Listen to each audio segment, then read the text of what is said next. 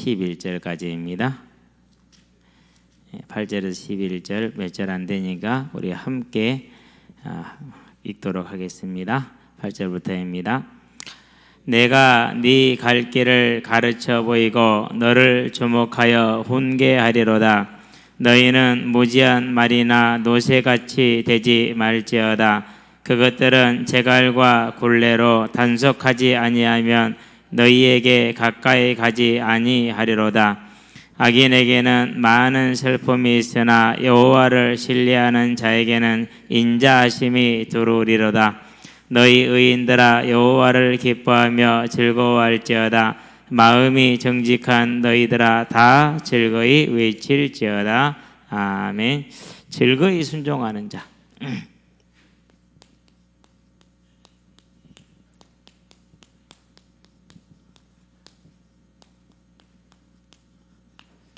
이제 우리는 사무엘하가 끝날 때까지는 어쩔 수 없이 이제 다윗의 죄와 그에 대한 하나님의 징계를 다뤄야 됩니다. 왜 그렇습니까? 우리가 하나님이 아니기 때문에 성경을 쓸 수가 없어요. 우리가 하나님이 아니기 때문에 성경을 우리 마음대로 취사 선택할 수가 없어요. 있는 대로 가는 것이 순리이고 맞는 길이 되겠죠.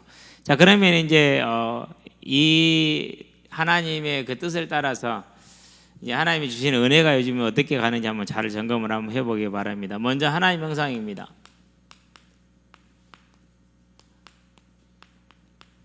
하나님 형상을 우리가 이제 구체적으로는 얘기를 해보지를 않았죠. 그런데 이제 뭘 가지고 찾을 수 있냐면요, 하나님의 속성을 가지고 하나님 형상을 우리가 알아볼 수가 있기 좋죠. 먼저 하나님이 뭐라고 말씀하셨습니까? 창세기에 보니까 17장 1절에 나는 전능한 하나님이라 이렇게 말씀하셨어요. 이사야서 44절에 보니까 뭐라고 말하죠? 44절 6절에 보니까 나는 처음이요 마지막이다. 나 외에는 다른 신이 없느니라. 창조주 하나님, 유일한 하나님이라는 말이죠. 그래서 저와 여러분들은 이 유일한 하나님의 그런 형상을 따라 지음받은 자연계에서 유일한 존재, 그렇죠? 모든 만물이 하나님의 이 형상을 닮지를 못한, 그러나 우리는 닮은 그런 존재들이죠. 그래서 사람이 가지고 있는 능력은 이 하나님의 능력에는 뭐 비할 바가 아니지만은 상상을 초월하는 능력들을 가지고 있죠. 뭐 집에서 간단하게 그래요. 집에서 이렇게 우리 은사랑도 이렇게 퍼즐 맞추기를 이렇게 하거든요. 가끔 가다가 요즘은 이제 퍼즐 어떻게 하면 다 그림이 안 보이게 뒤집어 놓고, 그러고 아무거나 까면은 그것을 제자리에 딱 넣어야 돼요. 원래 63조각짜리 게 많지는 않잖아요. 그런데 우리 같은 사람은 쉽지가 않아요. 모르겠잖아요. 그럼 은사 이거 어디야? 그럼 이건 여기야라고 딱 집어넣어 놔요. 그러니까 사람은요, 이게 재능이 이렇다니까요. 우리 진수 같은 경우는 150개짜리 3개를 엎어놓으면 15분 만에 맞춘다네. 우리 같으면은 하루는 걸릴 건데, 그것도 이게 색깔이 섞여보거나 그러면 구분을 못 하거든요. 거의 비슷해 버리면. 근데 그런 것을 이제 15분 만에, 그것도 한 번에 다 섞어 놓고, 그렇게. 이게 사람의 능력이란 게 상상을 초월한다니까. 운동장에 이제 조연을 하고 있죠. 동네 광양시에서 공차는 사람 이름은 아마 95%는 알 거예요. 광양시에서 조기축구라든가 이런 공차는 사람들의 이름은 95%를 알아요. 진짜 이게 상상을 초월하는 능력이요. 그런 것을 보면은요, 하나님의 능력이 무엇인지를 알 수가 있어요. 우리는 이런 하나님의 형상, 이런 속성을 가지고 있는 자들이라는 거죠. 두 번째입니다. 뭘 볼 수 있습니까? 이제 창세기 다음에 레위기를 한번 가볼까요? 11장에 보니까 뭐라고 말합니까? 45절에 나는 거룩한 하나님이라 그렇게 얘기를 하시죠. 내가 거룩하니 너희도 거룩하라 이렇게 얘기합니다. 자, 그러니까 저와 여러분들이 뭘 요구하시는 겁니까? 이제 우리는 하나님의 형상을 따라 거룩한 존재로 지음받았기 때문에 거룩하게 살 때 뭐 하는 거예요? 평안함을 누릴 수가 있는 거예요. 그게 저와 여러분의 창조의 질서죠. 그래서 데살로니가 전서에 뭐라고 말합니까? 4장에서 너희를 향한 하나님의 뜻은 거룩함이라 이렇게 얘기를 하죠. 그러니까 하나님은 언제나 변함이 없기 때문에 저와 여러분의 이 속성도 변함이 있어요, 없어요? 없어요. 시대에 따라서 바꾸면 돼요, 안 돼요? 안 돼요. 감리교 목사님이신데요, 감리교에서 어떤 큰 징계를 내렸어요. 왜 내렸느냐? 동성애 축제에 가서 축사를 하고 꽃을 뿌려줬어요. 이렇게. 그래서 교단에서 그걸 이제 조사를 하고 그러고 거기에 합당한 징계를 내렸는데 중징계를 내렸어요. 내용은 잘 기억이 안 나요. 어떤 내용인지는 징계 내용에 대해서는. 그래서 이제 그게 불복하면서 소송을 냈어요. 소송을 내면 돼요, 안 돼요? 소송을 내면 안 돼요. 왜 그러면 세상 법정은요, 그걸 판단할 근거가 아무것도 없어요. 근데 소송을 낸 거예요. 그러니까 이제 네티즌들이 밑에 댓글을 읽어보니까 대부분의 댓글이 좀 정중하게 달긴 했어요. 시대가 바뀌어도 하나님은 변함이 없으니까 하나님의 말씀대로 하시죠. 그냥 징계를 받아들이시는 게 맞는 것 같습니다. 당신이 잘못했습니다. 동성애는 용납할 수 없는 겁니다. 이렇게 얘기하더라고요. 우리는 거룩함으로 지음받았고. 그럼 동성애 특징이 뭡니까? 동성애자들의 특징이 이번에 이제 서울 그 찜질방 사건이 터졌잖아요. 코로나 사태가. 왜 그렇게 확산이 많이 됐느냐면요. 하룻밤에 보통 파트너가 4명, 5명씩 뭐 이상으로 바뀌어요. 그 찜질방에 오는 사람은 오직 목적은 그거 하나란 말이에요. 그날 밤에 한두 번이 아니고 30명 이상을, 대여섯 명 이상을 바뀌는 거예요. 어떤 모여에 이랬죠. 고등학교 때만 파트너가 300명이라고 그랬어요. 그렇게 송서수자이다 이런 걸 떠나가지고 그런 권리를 떠나서 뭐에 있는 거예요? 이게 있는 거예요. 거룩함. 이 거룩함을 떠나 있는 거예요. 그러니 어떻게 되겠습니까? 그렇죠. 저와 여러분들은요, 하나님의 속성은 거룩합니다. 그럼 저와 여러분도 거룩하게 사는 것이 맞다. 세 번째, 이사야서 보니까 61장 8절에 나는 정의를 사랑하며 공의를 사랑한다고 그랬어요. 이게 하나님의 이제 속성이란 말이에요. 속상이 아니라 속성이죠. 아이 참 많이 속상하는 일이 있나 보네.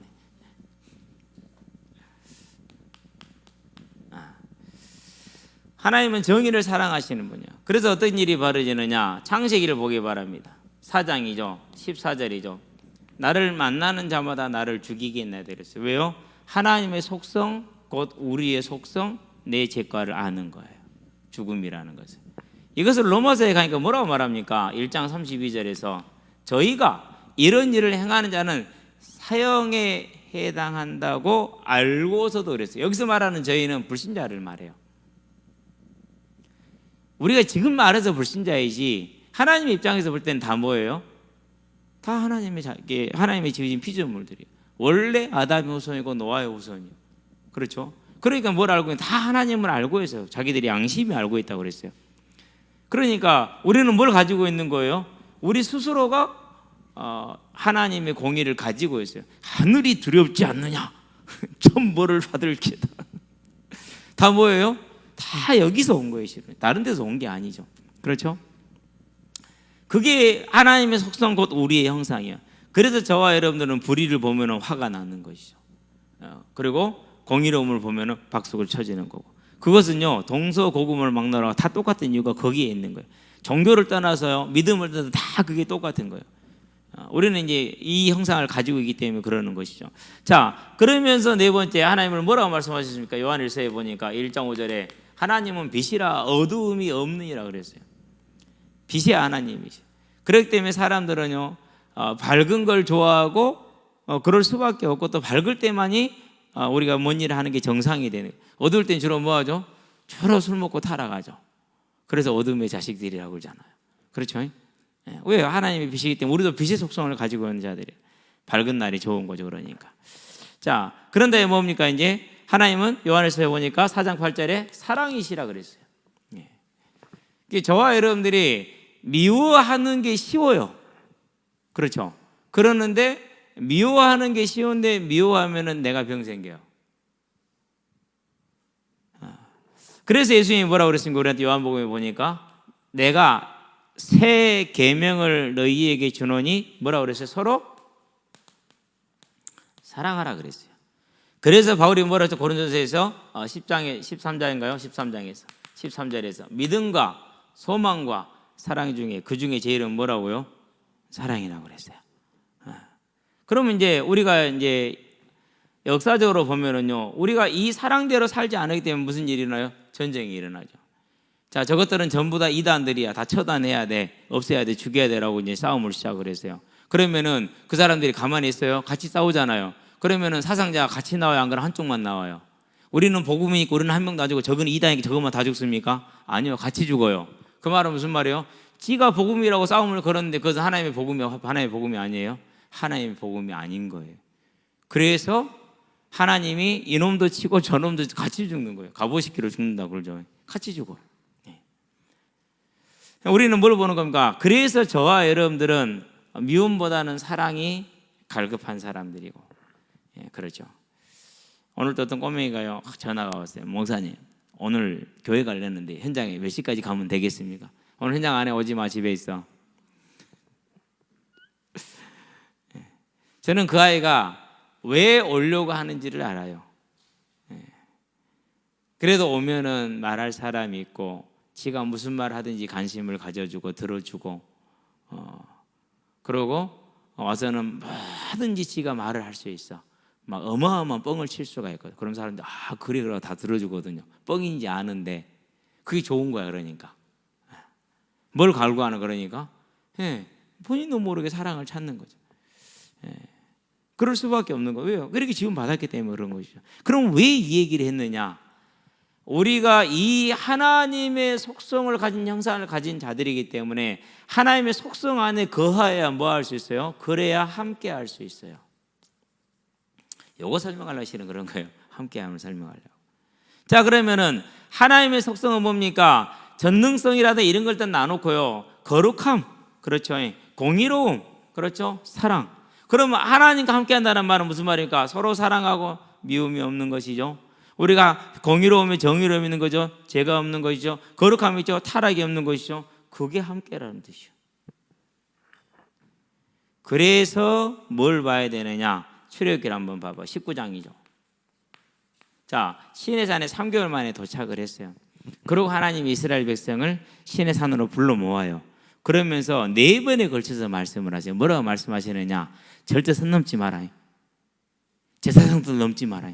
아무도 짐승도 넘지 마라. 선을 넘거들랑 가까운 거리면 돌로 쳐서 죽이고 멀리 있으면 화살로 쏴 죽이라고 그래요.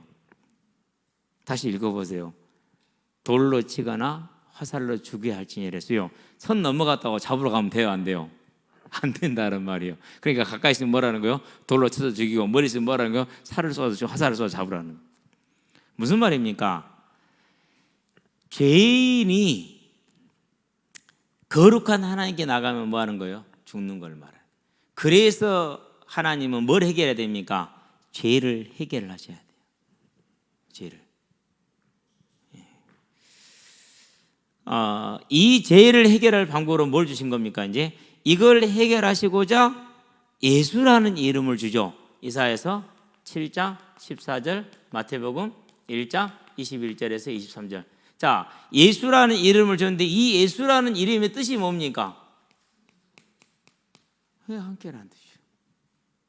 그러면은 이 예수라는 이름을 이루기 위해서 주신 게 뭡니까? 그게 창세기 3장 15절이잖아요. 그럼 예수님이 우리에게 대속 제물을 주신 근원적인 이유는 뭐죠? 우리를 거룩함에 세워서 뭐 하기 위한 거예요? 함께 하시기 위한 것이죠. 그렇죠. 함께 하게 하신 거예요. 그래서 세 번째, 자, 우리 고린도전서 한번 가봐요. 3장이죠. 16절에서 뭘 책망합니까? 왜 너희가 죄 가운데 있느냐? 너희가 지금 하나님과 함께하는 자임을 알지 못하느냐? 왜 그 하나님의 성소를 더럽히느냐? 그러면은 하나님이 함께함을 강조한 거예요? 거룩함을 강조한 거예요? 포인트가 뭐죠? 이 구절의 포인트는 뭐예요? 이 3장의 포인트는 뭐예요? 고린도전서의 포인트는 뭐예요? 거룩함이에요. 그래야 뭐 할 수 있으니까요? 함께 할 수 있으니까. 6장도 마찬가지죠. 19절에 고린도후서도 마찬가지 6장 16절에 뭘 말합니까? 책망이죠. 무슨 책망입니까? 너희가 왜 죄 가운데 있느냐? 거룩함 가운데로 하라. 뭐 하기 위해서? 하나님과 함께 하시기 위해서. 자, 그러면 이제 우리가 이걸 가지고 한 가지 더 나가 봅니다. 자, 우리가 왜 그러면 이제 이 함께 하시기 위해서는 하나님 우리에게 거룩함을 요구를 하셨는데 우리가 이제 죄 가운데 빠져버렸잖아요. 자, 그래서 죄 가운데 빠졌으니까 창세기 2장 17절이죠. 뭐가 왔습니까? 3장 6절에 죄를 범하니까 19절에 사망이 왔죠. 이 사망은 뭐죠? 그러니까 하나님을 떠난 거죠. 하나님과 함께 할 수 없는 상태예요. 그렇죠? 자, 그래서 예수님께서 십자가에 피 흘려 죽으신 다음에 뭘 해야 됩니까?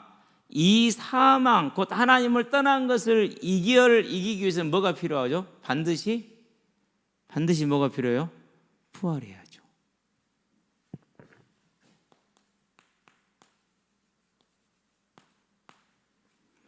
예수님의 사역의 포인트는 어디에 있어요? 사망을 이기고 하나님을 떠나 있는 자를, 죽은 자를 살려냈다라는 데 있어요. 그 증거가 뭐예요? 그가 부활하셨다라는 거예요. 그래서 초대교회 사도행전의 처음부터까지 보면 뭐만 증거하죠? 그가 부활하셨다. 그가 그리스도란 말은 무슨 말이죠? 그가 부활하셨다.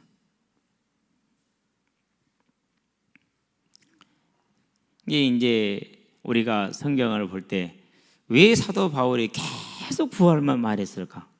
그게 뭐예요? 사망을 이겼다라는 증거거든요. 그게 뭐예요? 그리스도라는 증거거든요. 그러니까 뭘 말하는 겁니까? 부활을 말하는 것이죠. 그러면은 저와 여러분들이 이제 하나님의 형상을 회복하고 하나님과 함께하는 그런 이제 길이 어디에 있습니까? 예수가 그리스도임을 믿어 우리에게 부활이 있다라는 이 소망 가운데 들어가는 것이죠. 그래서 이 영적인 싸움을 싸우셔야 돼요. 세상 일은요 금방 지나가요. 우리 80년대생들 알아요. 레이건, 부시, 우리나라에 지대한 영향을 줬던 대통령들이고 세계 대통령이었죠. 특별히 부시 같은 경우는 신자유주의 정책을 시행을 함으로 인해서 오늘날의 빈익빈 부익부 현상을 새롭게 만들어낸, 창출해낸 하나의 계기를 마련했어요. 어느 정도냐? 미국 성인의 70%가 예금이 $100 미만이에요. 예금이 $100 미만. 우리나라 때는 $100면 얼마죠? 10만 원인가요? 아니, 저 1호 받았어요. 저하고 똑같아요. 정말 성스럽게 살더라고. 그 중에 48%는 제로예요. 그걸 누가 만든 사람이? 그게 부시야. 그러니 그 부시가 우리한테 FTA를 가지고 왔었을 때 얼마나 힘들었겠어요. 그때 젊은 시절에. 근데 그도 갔어. 렌시 여사도 가셨어. 그때 김영삼, 김대중, 그 시대를 풍미했던 그분들도 가셨어. 이희호 여사도 가셨어. 야, 정말 다 가더라고요. 나도 가겠죠. 그렇죠. 그런데 우리에게 뭐가 있는 거예요? 이게 있는 거예요. 믿음의 이유. 하나님이 우리에게 회복하고자 했던 최고의 이유, 천국. 그게 뭡니까? 하나님의 형상을 회복받은 자. 저와 여러분이 하나님의 형상을 회복받았다. 우리는 뭘 받은 자들이다? 사망에서 건짐을 받아서 하나님의 영원한 생명, 부활 가운데 약속을 받은 자들이다. 그러면 오늘 저와 여러분들은 뭘 받은 자들입니까? 새롭게 함을, 깨끗게 함을 받은 자들이라는 것을 아시고 그 영적인 사실을 굳건하게 붙드시게 되길 바랍니다. 우리가 예수 믿으면 바로 그냥 천국으로 뿅 가버리면 되는데 안 가고 뭐 하죠? 이 땅에 살고 있잖아요. 그러면 지금부터 이제 뭘 얘기해야 되죠? 이제 지금부터는 이것이 어떻게 내 삶의 응용이 될 것인가를 얘기를 해야 정상이 되겠죠. 그래서 두 번째 들어갑니다. 자, 요 얘기를 하기 위해서 먼저 서론적으로 뭘 얘기를 해야 되냐? 다윗의 죄를 한번 봐봐야 돼요. 이렇게 놓고 다윗의 범죄를 한번 봐봐요. 자, 다윗의 범죄를. 다윗의 범죄는 뭐였느냐? 하나님의 말씀, 하나님을 뭐 한 거죠? 이것을 업신여긴 거라고 그랬어요.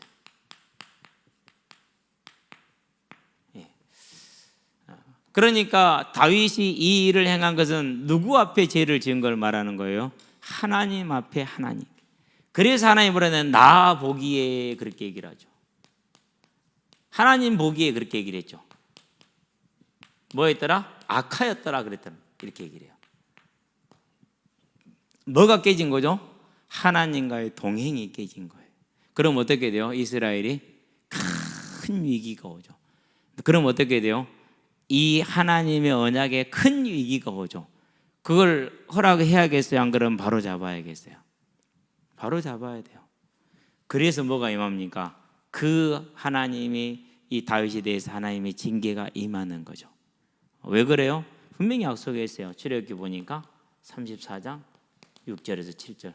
용서는 하되 벌을 면제하지는 아니할 것이다 이렇게 얘기를 했죠. 그렇죠? 그래서 잠언에서 뭐라고 말합니까? 3장 11절에서 12절. 자녀면 다 징계를 받는다고 약속을 했어요. 그렇죠? 그래서 뭐라고 그랬습니까? 너희가 징계를 받거든 인내로서 견디라 이렇게 얘기를 했어요. 무엇 때문에요? 징계는 왜 합니까? 징계는 구원받은 자녀니까 하는 거예요. 불신자는요, 불신자도 징계해요. 근데 그걸로 망해요. 그러나 성도는요, 이 징계를 회복이 되는 거예요. 징계로. 그게 다른 거예요. 그게 다른. 그래서 계시록 6장 19절에 보니까 불신자들이 뭐예요? 하나님의 그 징계를 받으니까 하나님 오히려 더 대적을 했어요. 그런데 성도들은 뭐예요? 코로나 이런 게 심하니까 어떻게 되죠? 더 하나님께 겸손하게 엎드리잖아요, 우리가. 그렇죠? 다윗의 범죄가 왜 심각한지, 왜 하나님이 그토록 다윗을 징계함으로 인해서 채찍을 때림으로 해서 다윗을 회복시켜 가는지 우리가 이걸 보면 이제 이해가 되는 것이죠. 자, 그러면 세 번째 봐봐요. 이 하나님의 징계에 대한 다윗의 뭘 볼 수 있어요? 순종을 볼 수가 있어요. 다윗의 순종. 자, 징계의 내용을 우리가 많이 봤죠. 국지국지화 쓸게요. 일단은 아이가 죽죠. 사무엘 하입니다. 12장이죠. 13절입니까? 16절, 17절, 18절. 아이가 죽었어요. 거기서는 아이가. 두 번째, 13장이죠. 여기서는 암논이 누굴 맞죠? 다말을 범하죠. 다말은 그걸로 해서 인생이 황폐하게 되어버렸어요. 다말까지 망친 거죠. 그럼 뭐였어요? 암논은 암살을 당하죠. 그렇죠. 세 번째. 자, 15장부터이죠. 19장까지. 여기서는 이제 압살롬의 반역이 일어나죠. 그래서 압살롬이 죽어요. 압살롬이 세 번째 아들입니다. 암논은 첫 번째 아들이고.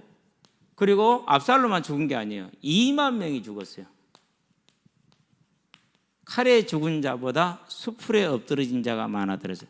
수풀에 엎드러졌다는 말은요, 숲에서 뭐 뱀에 물렸다든가, 안 그러면 뭐 독사에게 물렸다든가, 뭐 곤충에 물렸다든가, 안 그러면 떨어졌다든가, 엎어져갖고 뭐 돌에 찍었다든가 이런 걸 말하는 거예요. 그게 뭐라는 말입니까? 하나님이 징계로 그들을 치신 걸 지금 말하는 것이죠. 그렇죠? 그러면 2만 명이나 반란군이 2만 명 죽어서 다윗의 마음이 기분 좋겠죠, 그렇죠? 그러는데 압살롬이 어디서 왕이 됐어요? 헤브론이요. 헤브론이 어디죠? 다윗이 왕됐던 데요. 다윗의 7년 6개월 동안 왕으로 했던 다윗의 가장 근원지 그런 그 땅에서 그 사람들이 반역에 함께 제일 앞장서서 동참했던 사람들. 그럼 어떻게 됐어요? 2만 명. 얼마나 다 쉽게 말해서 유다 지파 일가 친척들이 제일 많았어요. 얼마나 가슴 아픈 일이에요. 그렇죠? 다윗이 이걸 보고 얼마나 슬퍼한지 몰라. 압살롬 죽을 때 뭐라 그럴까? 한번 읽어보자고 통곡하는 내용이 나와요. 내 아들 압살롬아, 내 아들 압살롬 하면서 다윗이 정신줄을 잃을 정도로 통곡을 한다. 얼마나 큰 고통입니까? 네 번째, 자 끝나자마자 20장 누굽니까? 세바의 반란이 일어나죠.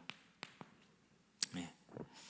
그런 다음에 이제 뭐 다윗의 용사들이 나오고 다윗의 뭐 제 찬양이 나온 다음에 24장으로 넘어가죠. 마지막입니다. 이제 24장 뭡니까? 여기에서는 인구 조사를 하게 되는데 이스라엘의 범죄함으로 인하여 여호와께서 다윗을 격동하시니라 그랬어요. 그래서 몇만 명이 죽어요? 7만 명이 죽어요. 7만 명이. 이때 이제 성전을 지을 뭐를 사죠? 터를 사지요. 제사 지내니라고. 이제 하나님이 천사를 멈추게 했어요. 그래서 천사가 서 있을 때 다윗이 뭐죠? 제사를 드릴 준비 나가서 제사를 드리죠. 속죄 제사를 드리는 것이죠. 누구를 위해서요? 범죄한 이스라엘을 위해서. 무슨 범죄한요? 압살롬의 반역과 세바의 반란에 참여했던 자들에 대한 그 범죄를 말하는 것이죠. 그런 다음에 끝나냐? 안 끝났어요. 여섯 번째 왕상이죠. 1장하고 2장에 나오죠. 누가 죽어요? 네 번째 아들 아도니아가 죽어요. 그것도 동생 솔로몬한테. 그게 하나님이 징계했어요. 자, 이 징계를 받는 다윗의 뭘 봐요? 자세를 봐봐요. 이렇게 말합니다. 시편에 보니까 32편 1절에서 2절이죠. 감사하고 있어요. 그 허물의 사함을 받고 죄의 가려움을 받는 자는 뭐가 있도다? 복이 있도다. 이 징계 속에서 지금 하는 말이에요. 이 징계 속에서. 그러면서 뭐라고 그러니까 51편에서 4절에 여호와께서 말씀하실 때 의롭다 하고 그가 심판하실 때 공의롭다 하리로다 그랬어요. 하나님이 이 심판에 대해서 뭐라고 하는 거예요? 합당하다라는, 순종한 거예요. 그 말은 무슨 말입니까? 가슴 깊은 곳에 뭐가 이루어진 거예요? 참 회개가 이루어진 거예요. 자칫 잘못하면 우리가 복음을요, 회개 없는 복음, 괜찮아? 용서하려. 예수 이름 용서받아. 그건 용서받는 거 아니에요.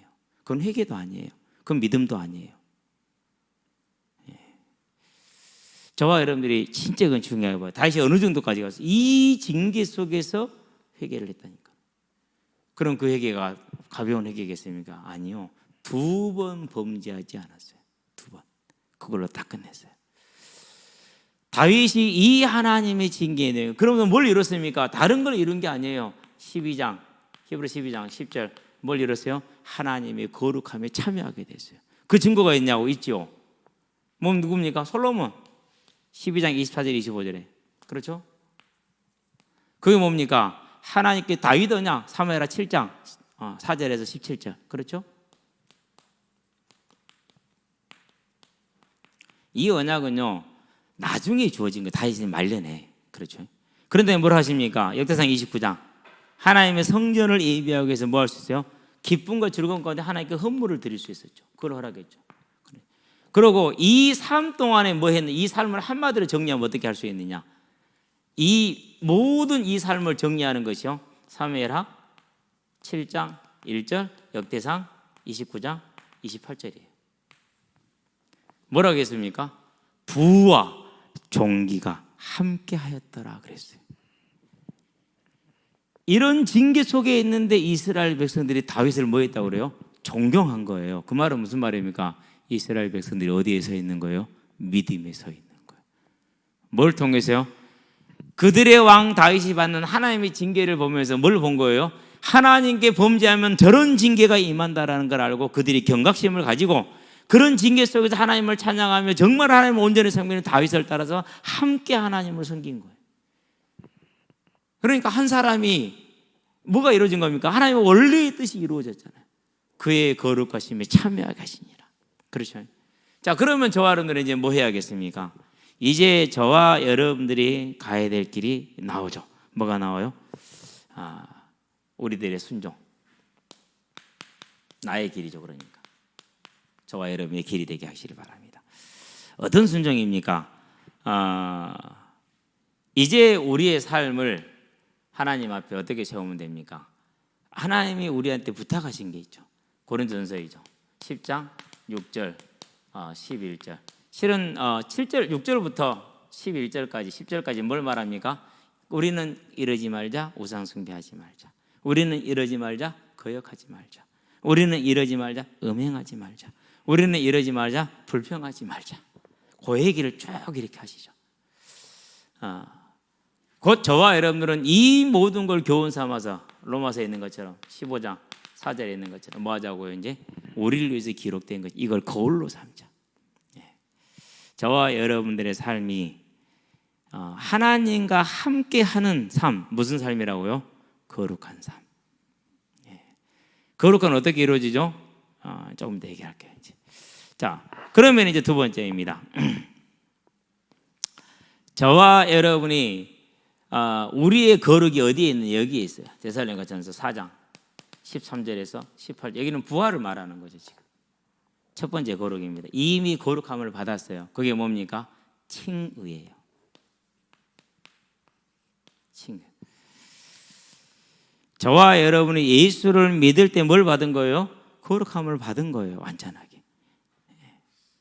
그래서 로마서에 보니까 8장 15절에 뭐라고 말합니까? 아바 아버지라 부를 수 있는 존재가 된 것이죠. 두 번째 저와 여러분들의 이루어갈 거룩이죠. 그게 성화라는 거예요. 칭의는 이룬 거룩이에요. 불신자에서 사망에서 건지는. 그럼 성화는 뭡니까? 이루게 될 거룩이죠. 앞으로 지금 우리가 이루고 있는 거룩이에요.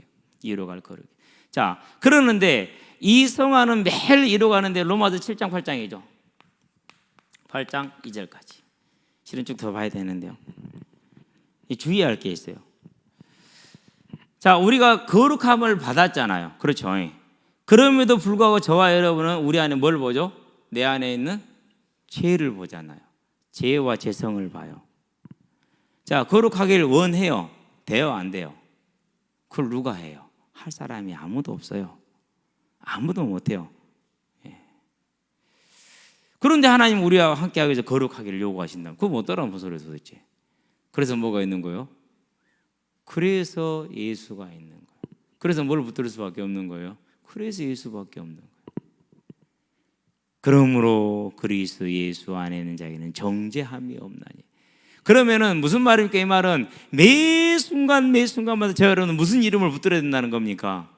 그렇죠. 예수 이름을 붙들어야 됩니다. 자, 그러면은 우리가 예수 이름을 붙든다는 말은 무슨 말을 전제로 하는 겁니까? 자백을 전제로 하죠. 내 죄가 없는데 뭔 예수를 붙들어요? 나 죄진 거 없는데. 나는 죄인 의인이요. 난 죄진 거 없어. 그날로 하나님 떠난 거야. 그러니까. 그래서 성화라는 것은 내 죄를 살피는 거예요. 그래서 뭘 붙드는 거예요? 오직 뭐밖에 없어요? 오직 예수밖에 없어. 다른 길은 다른 방법은 없어요. 다른 길은 다른 방법. 저와 여러분들이 이루고 있는 성화. 세 번째, 우리가 이루게 될 완전하게 끝날 성화는 뭐죠? 거룩이 뭐죠? 그게 영화라. 영화. 이 영화는 우리가 우리 힘으로는 돼요, 안 돼요? 우리 힘으로는 못해요. 그러는데 이미 보장을 받았어요. 로마서 8장 30절에 영화롭다 이미 해버렸어요. 예. 그러니까 이게 뭐가 되는 거예요? 그래서 죽는 게 슬픈 게 아니에요. 그게 소망이에요. 소망. 저와 여러분의 소망되게 하시기를 바랍니다. 그래서 무디 목사님이 내 대관식 날이다 이랬대잖아요. 오늘 이제 가족들의 앞에서 소천하면서 하는 말이 오늘이 나의 대관식 날이다. 내가 모든 짐을 벗고 모든 죄를 벗고 뭘 이루는 날이요? 하나님의 영화를 받는 날. 얼마나 아름다워요. 그 영화가 어떻게 이루는데 약속했습니까? 고린도전서에 보니까 15장 51절에 호련히 그랬어요. 순식간에 다 변하고 오는. 그게 얼마나 그러니까 저와 여러분들에게 뭐가 되는 것입니까? 기다려지고 그런 날이 되겠습니까? 그렇죠. 요한계시록에서 뭐라고 얘기를 했습니까? 3장에서 무슨 옷을 입혀주겠다고 그랬어요? 흰 옷을 입혀주리라. 5절에 보니까. 예. 마태복음 17장에 보니까 뭐라고 말했습니까? 17장 2절에 보니까 해와 같이 빛난 흰 옷이다 이렇게 얘기를 했어요. 이건 우리에게 약속되어진 거예요. 어떻게 약속된 거죠? 저와 여러분이 이 땅에서 열심히 거룩하게 살아가고 얻는 거예요? 아니요. 뭐하라고 그랬어요? 싸우라고 그랬어요. 싸워라. 이기는 자는. 그럼 어떻게 우리가 이기냐고요? 뭐로 이긴다고요? 오직 예수로 이긴다니까. 우리는 못 이겨요. 아무도 못 이겨요. 그래서 매 순간 뭐밖에 고백을 못 합니까? 그래서 매 순간 가슴 깊이 오직 예수밖에 없습니다. 이 죄인이 살 수 있는 길은, 이 죄인이 오늘 내가 이기는 길은, 이 죄인이 오늘 승리해서 하나님의 나라를 이루는 길은 누구밖에 없어요? 예수밖에 없는 거예요. 그래서 예수밖에 없다는 고백을 할 수밖에 없는 것이죠. 하나님이 저와 여러분들에게 오늘 우리를 부르시는 것 어디에 있다고요? 이 거룩함에 있는 걸 알고. 저와 여러분들은 세 번째, 언제나 오직 이 예수를 고백하시게 되길 바랍니다. 예. 그러니 얼마나 죄와 싸우겠어요? 매 순간마다. 자, 누가 뭔 얘기 들었어요? 화나요, 안 나요? 금방 화나고 와당당당당당 울잖아요. 막 미움이 막 샘솟듯 솟구쳐 오르잖아요. 그렇죠? 그리고 그 사람이 누구 만났다네. 그러면 이제 그 사람까지 의심이 가네. 우리 마음은 원래 그래. 그 죄가 판을 친다니까. 목사도 그래. 목사도 그래. 저와 여러분들은요. 그러니까 뭐밖에 없는 거예요. 우리가 거룩함에는 하나님과 함께하는 길이라는 걸 아는데 우리 힘으로는 못하죠. 그래서 누구예요? 이 이름이 얼마나 귀한지 몰라. 죄인이 하나님께 나갈 수 있는 일은 그래서 긍휼하심을 받고 때를 따라 돕는 은혜를 받기 위하여. 그러면 이 은혜는 어떤 은혜입니까? 이제는 우리가 값없이 그냥 값어치 없게 말하는 그런 은혜가 아니라 정말 싸우고 고민하고 다윗이 고민을 한번 보시기 바랍니다. 내 세 아들이 죽어나가는 그 시간을 얼마나 고통스러웠게 했어요. 그 중에 뭘 이룬 거예요? 그 중에 하나님의 거룩한 가운데로 끌어가신 거예요. 우리는 그 고통을 누가 당하셨다고요? 우리를 대신해서 예수님이 당하셨어요. 그렇기 때문에 우리는 그 예수 이름을 어떻게 불러야 돼요? 가볍게 부르지 않게 되기를 주의 이름으로 축원드립니다. 전심으로 부르시기 바랍니다. 기도합시다. 살아계신 아버지 하나님, 즐거이 순종하는 자 다윗의 순종을 바라보면서 하나님이 오늘 우리에게 요구하시는 우리의 거룩을 바라보고 그 거룩함에 소망함으로 오직 예수의 이름을 붙들 수밖에 없고 오직 예수의 이름을 고백할 수밖에 없으며 오직 예수밖에 없음을 우리가 인정할 수밖에 없음을 알고 주 앞에 예수의 이름으로 나오니 우리를 받으시며 우리를 붙드셔서 하나님의 나라의 다윗과 같은 일꾼으로 바울과 같은 일꾼으로 귀하게 쓰임받게 하시고 그 삶이 세상의 빛과 소금의 삶으로 그 삶이 그리스도를 선포할 때 능력 있는 삶으로 세워질 수 있도록 주님 역사하시고 인도하셔서 하나님의 뜻을 이루시기를 그리스도신 예수의 이름으로 기도합니다. 아멘.